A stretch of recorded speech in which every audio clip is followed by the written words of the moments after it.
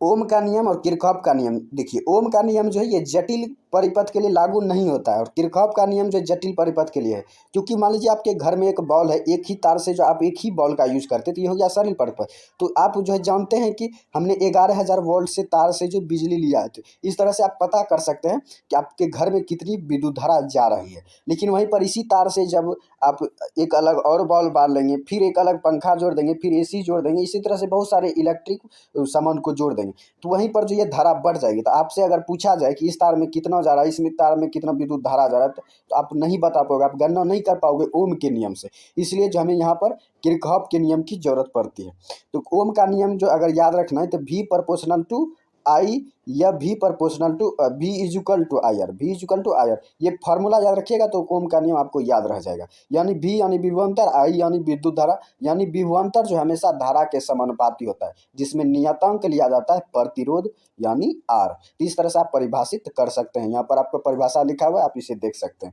उसके बाद जो है किरचॉफ का दूसरा नियम, तो किरचॉफ का जो पहला नियम देख लेते हैं। तो पहला नियम जो कह रहा है कि किसी भी संधि पर, संधि यानी जोड़, मान लीजिए एक तार आपने यहाँ जोड़ा, फिर दूसरे तार को आपने इसी बिंदु पर जोड़ा, फिर तीसरे तार को आपने इसी बिंदु पर जोड़ा, फिर चौथे तार को भी आपने इसी बिंदु पर जोड़ा। अब अगर इस बिंदु पर पूछा जाए जहाँ पर सारे तार आकर मिल रहे हैं, तो यहाँ पर विद्युत धारा कितना होगा, तो यहाँ पर विद्युत धारा हमेशा 0 होता है। या दूसरी भाषा में कहे कि जितना विद्युत धारा आएगा और जितना विद्युत धारा जाएगा, तो आने वाले विद्युत धारा और जाने वाले विद्युत धारा दोनों बराबर होती है। मतलब जितना विद्युत धारा आएगा उतना ही विद्युत धारा फिर जाएगा भी। तो इस तरह से आप दूसरी भाषा में भी किरचॉफ का पहला नियम बोल सकते हैं।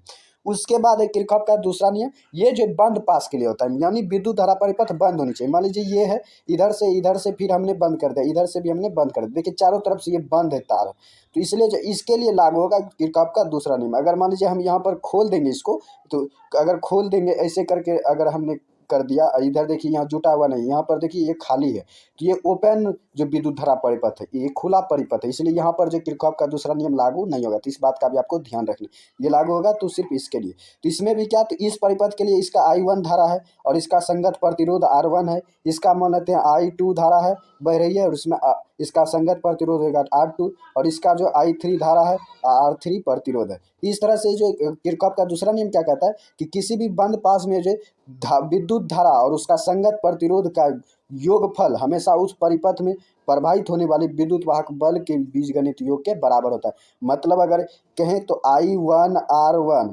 Plus I2 R2 plus I3 R3 is equal to E या सिग्मा, क्योंकि ये जरूरी नहीं कि एक ही विद्युत वाहक बल हो, 2-4 होगी तो वो भी जुड़ जाएगी विद्युत वाहक बल के साथ। इस तरह से आप लिख सकते हैं, यह sigma I R is equal to हो जाएगा सिग्मा ऑफ ई।